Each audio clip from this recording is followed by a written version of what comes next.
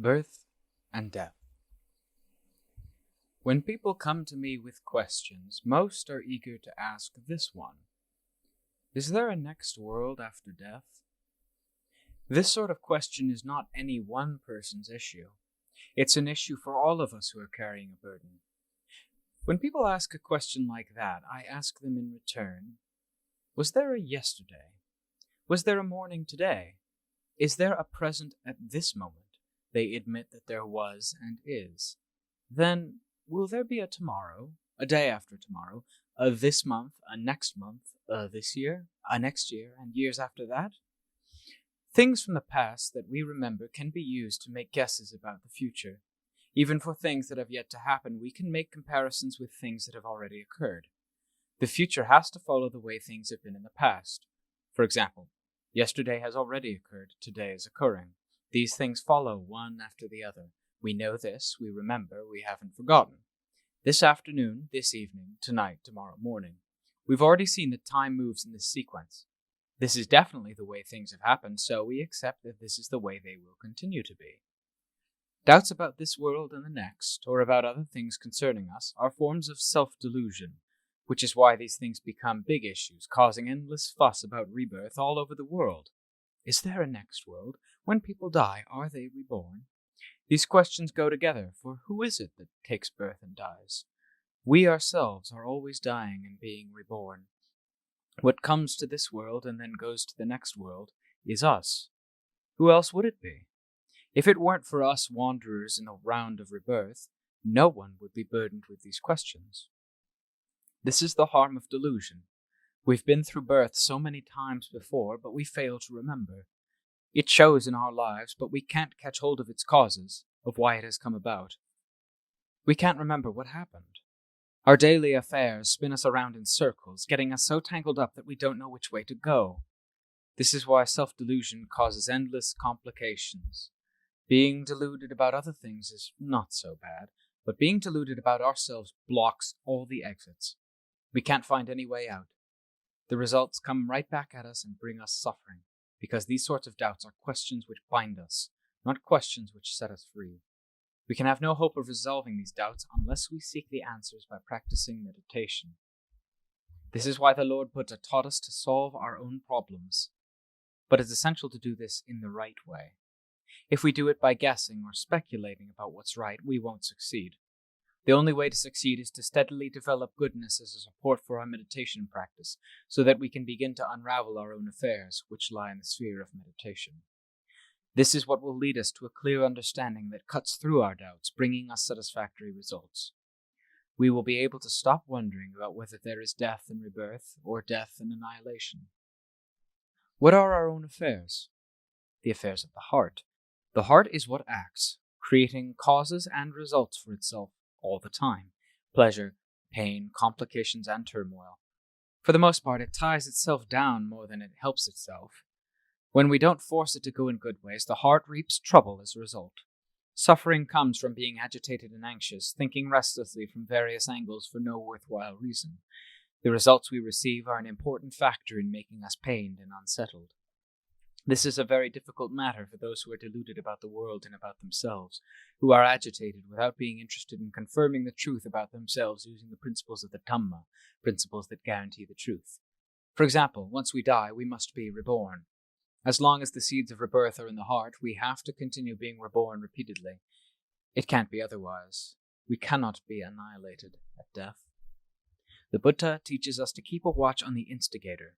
In other words, we should observe our own heart, which causes birth and death. Since we don't understand it, he explains various ways to observe the heart until we can understand the situation and deal with it properly.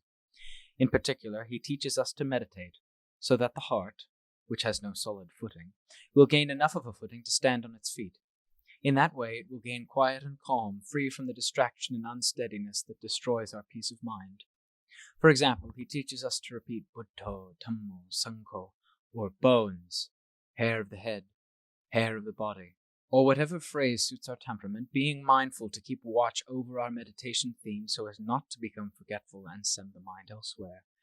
Then the mind, which we used to send out to various objects, can stay firmly with its Dhamma theme, its meditation word.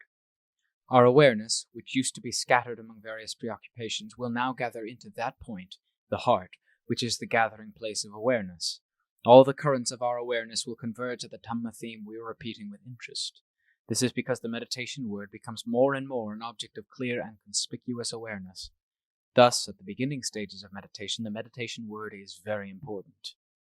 Once we have seen the intrinsic value of the peace that appears this way, we also see clearly the harm that comes from the agitation of a mind that has no footing to hold to. We know from our own experience the benefits of a peaceful mind and the harm of an agitated mind. The Buddha teaches this as the first step on the path to understanding the affairs of the mind.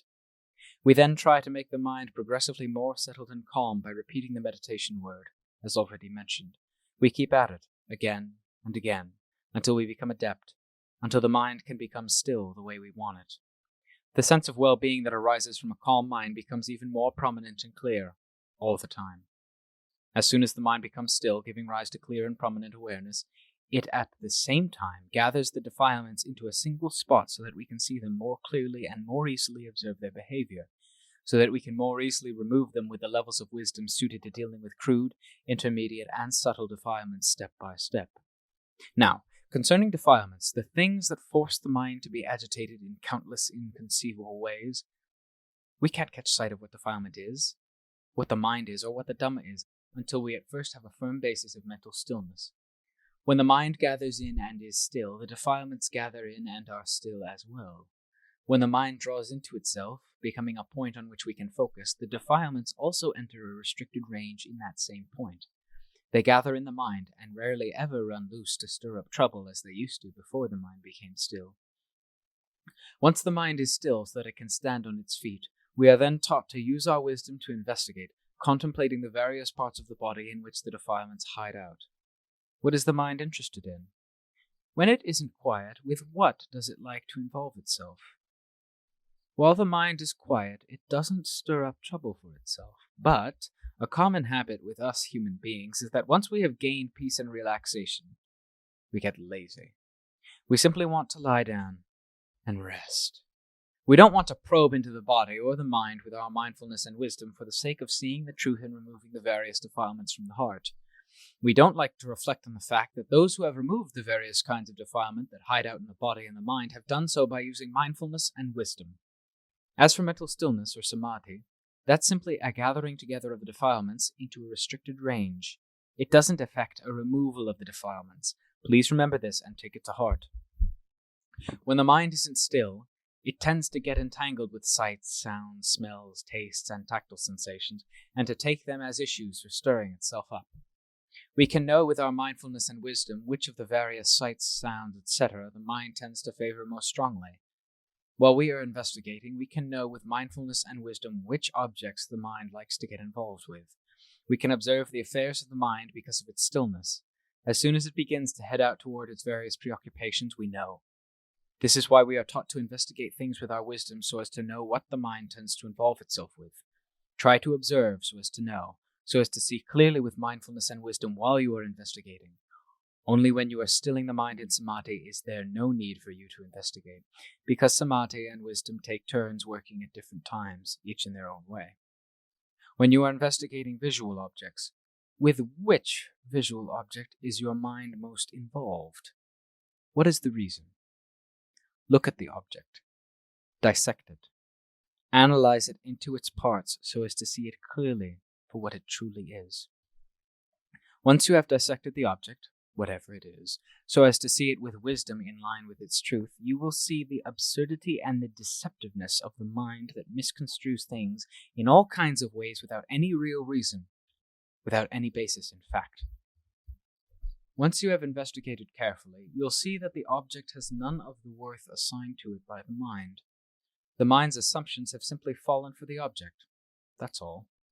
Once you have investigated, separating the various parts of the body so as to see them in detail, you won't see anything worthwhile or substantial at all.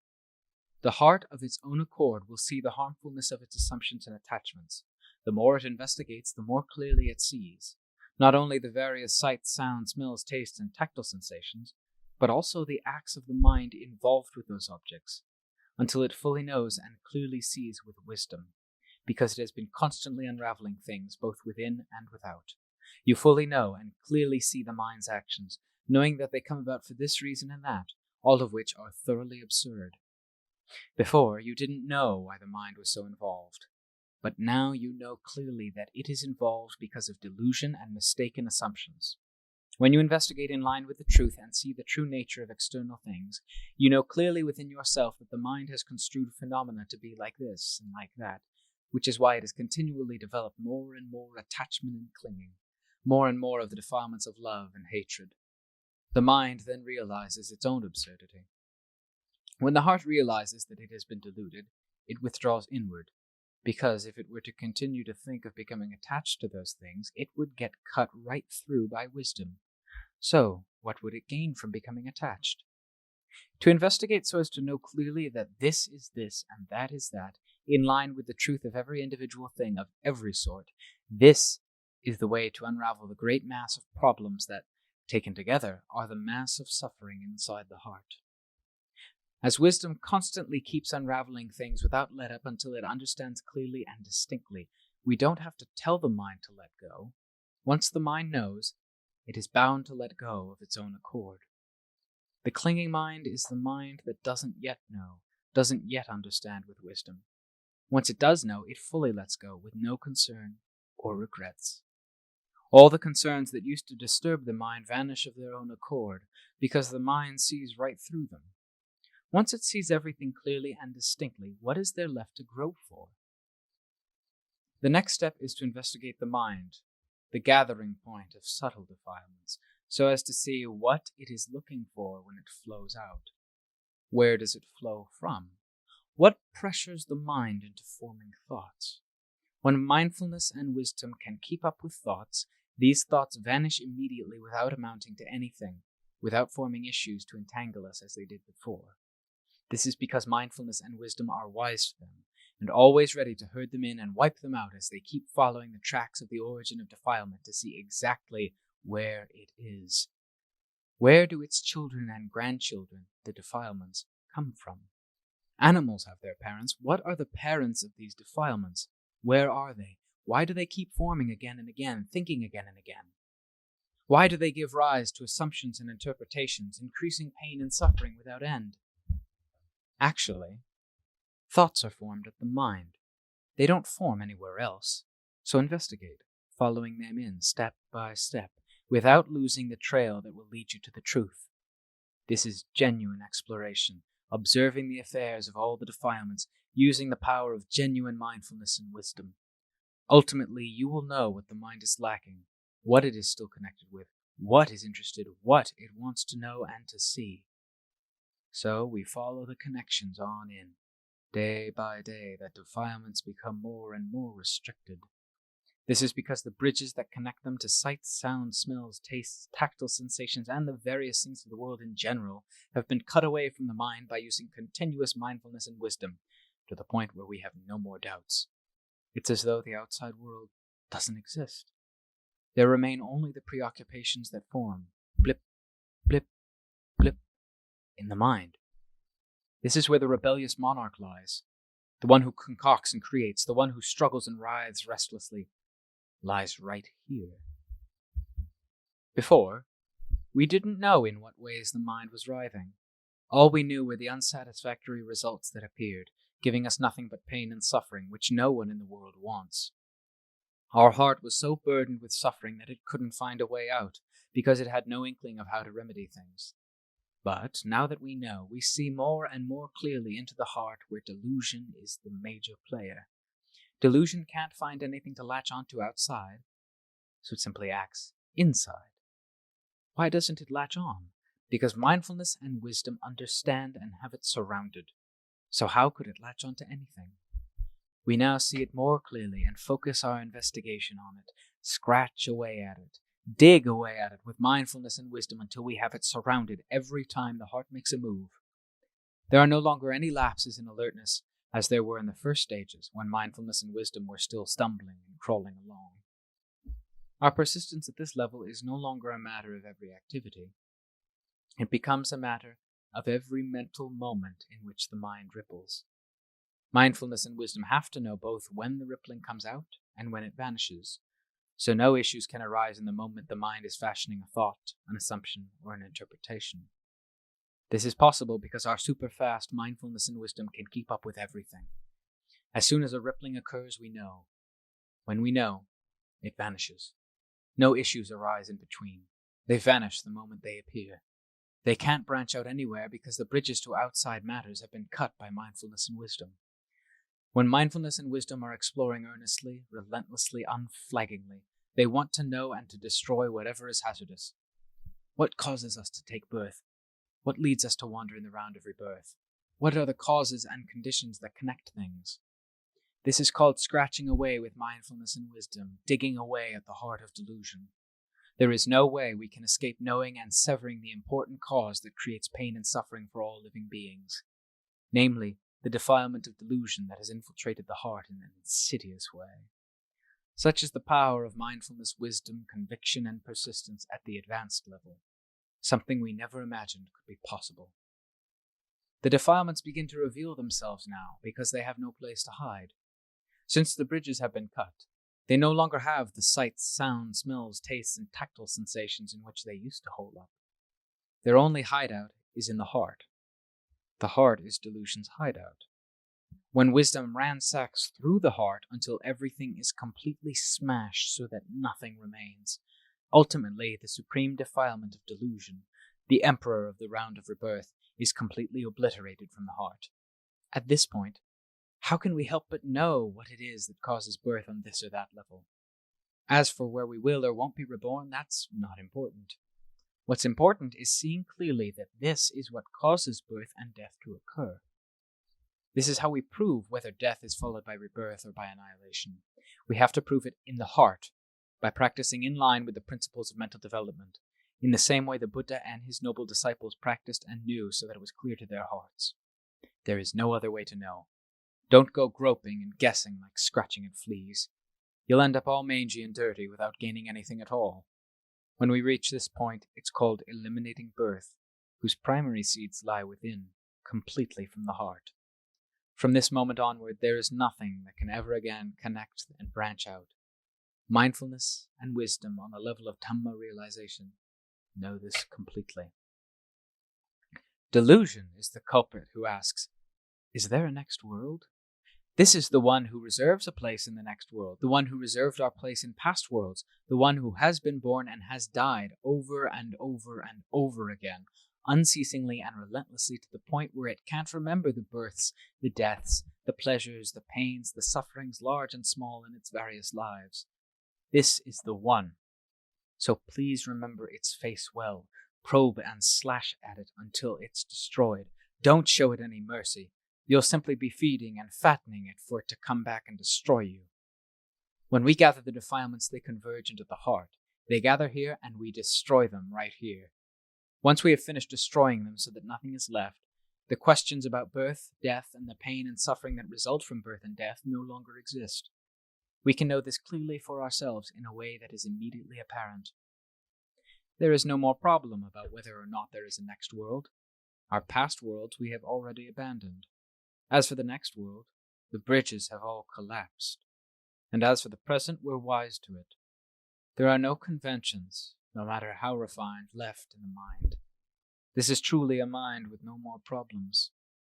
Once they are all solved here, there will never be any problems again. The Lord Buddha solved the problem right here. His Arahant disciples solved it right here, knew it right here, severed it completely right here. The proclamation that the teacher was completely free of pain and suffering, that he was the foremost teacher of the world, came from this knowledge and this freedom from issues. Our study of the world is completed right here at the heart. Our study of the Dhamma reaches full completion right here. The world means the world of living beings. Living beings means those who are caught up at the heart. This is where we cut through the problem. This is where we study and know. The Arahant disciples studied and knew right here with their full hearts, and that was the end of the problem. They solved the problem and it fell away with nothing remaining. But as for us, we take on the whole thing, the entire heap of pain and suffering. We take on all problems, but we aren't willing to solve them. We simply hoard them to weigh ourselves down all the time. Our heart is thus filled with a heap of suffering that nothing else can equal, because nothing else is as heavy as a heart heaped with pain. Carrying this heap of problems is heavy on the heart because we haven't completed our studies. We carry nothing but this heap because of our delusion. When true knowledge appears and eradicates all the hazards from the heart, this is what it means to graduate in line with natural principles, with no conferring of degrees or titles that would cause us to become even more deluded. Completing our study of the Dhamma means that we have totally erased all delusion from the heart with no traces remaining. At that moment, the three levels of existence, the levels of sensuality, form, and formlessness, are no longer a problem, because they all lie in the heart. The level of sensuality is a heart composed of sensuality. The levels of form and formlessness are the conventions of those realms buried in the heart. When the heart removes them, that's the end of the problem. When we solve the problem, this is where we solve it. This world and the next world lie right here, because that which steps into any world lies right here. This heart is what steps out to receive suffering. The motor, the propeller, lies here in the heart and nowhere else. The Lord put us thus taught at the right point, the most appropriate point, the heart, which is the primary culprit. Where do the things I have mentioned here lie, if not with each of us? And if we don't solve them right here, where will we solve them? Living beings are reborn in various realms of existence through the power of the good and bad karma within the heart. The heart itself is what's reborn into those realms. If we don't solve the problem right in the heart, we'll never be able to escape the bonfires of suffering and anxiety. If we solve the problem right there, it doesn't matter where the fires are because we can keep ourselves protected. That's all there is to it. Whatever problems arise, they arise right here. Is death followed by rebirth? By annihilation? Is there a next world? Does hell exist? Does heaven? Does evil exist? Does merit? Everywhere I go, there's the same question. Do heaven and hell exist? I never feel like answering. I don't see any reason to answer it, because that which is burdened with heaven and hell is the heart, which everyone already has. So why waste time answering? After all, I'm not a record keeper for heaven and hell. Straighten things out right here at the cause that will lead to heaven and hell. Straighten out the bad causes and foster the good ones. When we straighten things out correctly, suffering will not bother us. And how can we miss? The well-taught Dhamma teaches us to solve things right on target, not off target. Where will we solve things if we don't solve them at the heart? The big problems lie solely at the heart, at this awareness. Crudeness is a matter of this awareness. Refinement is a matter of this awareness. That which makes people crude or refined is this awareness, with defilements as the reinforcement. If the heart becomes refined, it's because goodness is the reinforcement, making it refined until it goes beyond the final point of refinement, beyond the final point of conventions, and ends up gaining release from all suffering, with no seeds for any further connections. Another question that people are always asking is how to overcome laziness. If we were to tell them to use laziness to overcome laziness, it would be tantamount to telling them to become an enemy of beds, blankets, and pillows by sleeping without ever waking up. It would be as if they were already dead, because laziness makes you weak and listless like a person ready to die. How can you use laziness to cure laziness? Once you get a nice resting place as a means of lulling you to drown in sleep, it's as if you were already dead. Dead right there on the pillow. Even when you wake up, you don't want to get up, because laziness stomps all over you, forcing you to stay prone. This is how it goes when you use laziness to cure laziness. If you use energy and persistence to cure laziness, then you get right up, ready to fight. If there's a fight, you have hope of winning. But if you simply lie prostrate, all you can do is lose. Although whether we should call it losing or something else is hard to say, because you don't even put up a fight at all. So how can you say that you lose? If there's a fight, and you can't win, then you can say that this person wins and that person loses. But here, there's no fight at all. You simply lie there, wallowing. If you don't call this being a servant in the house of defilements, what would you call it? Because that's what it is, being a servant in their house. If you use laziness to cure the defilements, you end up piling on even more defilements. Or what would you say? As things stand, the defilements already fill the heart. So if you foster them even more, where are you going to put them? You've got only one heart. The only way is to remove the defilements so that you can begin to breathe and not let them sit on top of your nose so that you can never gasp a breath at all. Persistence. Diligence. Exertion in the way of reason that can accomplish our purposes. This is the path that sages have followed. Even though it may be difficult, we're up to the fight. It's like removing a thorn from your foot. Even though it hurts to remove it, you have to bear it. If you let it stay there, your whole foot will become infected. You won't be able to walk at all, and you may even lose your foot. So there's only one reasonable course. Pull it out. No matter how much it hurts, you have to bear it, because you have to get the thing out. This is a line of reasoning you have to accept. Once the thorn is out, it holds no more poison. Put medicine on the wound, and the foot will heal without flaring up, as it would if the thorn were still embedded there. Defilement is just like a thorn. We let it lie buried forever in the heart. As long as it remains, the heart is constantly infected. Is this what you want? To be a putrid person? Ask yourself. Don't ask the defilements. They'll simply do you more harm. If you don't want this, you have to fight them. Once you fight them, you are sure of somehow finding a way to win. No matter how many times you lose, there will have to come a time when you win. Once you've won, then you can keep on winning and winning until there is nothing left for you to fight because the defilements are completely destroyed. When you win, what do you defeat? You defeat laziness with diligence. You defeat defilements with energy and persistence. This way you gain release from all suffering. This is how you solve the problem of birth and death, right at the heart. There is only this spot that most needs solving. It's the most appropriate spot, the most correct spot to solve. There is no way you can solve them anywhere else. Keep on making assumptions and interpretations for aeons and aeons, and you'll simply continue to be burdened with the problem as it leads you to more birth, death, pain, and suffering. Does suffering exist, or not? Do merit and evil exist, or not? Actually, all of us, without exception, experience these things.